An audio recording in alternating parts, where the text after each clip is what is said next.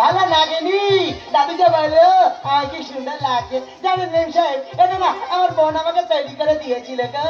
বলেছিল এরা আনন্দ অনুষ্ঠানে হলে তুই এটা পড়বি, তাই পড়ে ফেললো।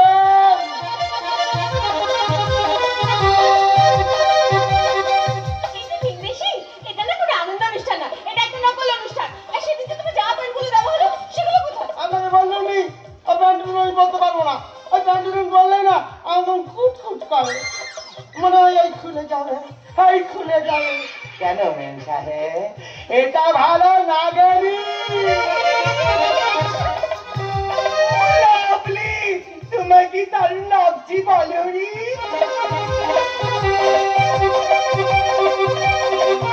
কি সুন্দর ড্রেস, আমাকে খুব পছন্দ হচ্ছে। সকালেরই পছন্দ হচ্ছে, শুধু মেম সাহেবেরই হচ্ছে না। কেন নেবেননি?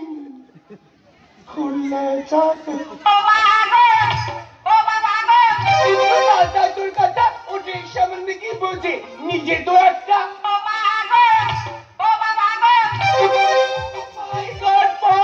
আমি কাউকে দেখছি, তুই আর শাড়ি, এই তো মেঘটা যাইতেই জল। তোমাকে অনেক অনেক ধন্যবাদ বলো রি। আমাকে ধন্যবাদ আর কি হলো গো? কেন দেবো না বলো? পপকে বেরম সাজিয়ে রাখে কোনোদিনও দেখিনি।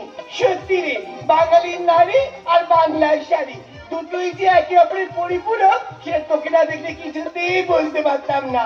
আর এর উপকার কি জানিস? আর কেউ না, আমাদের বলো রে লাভ রে।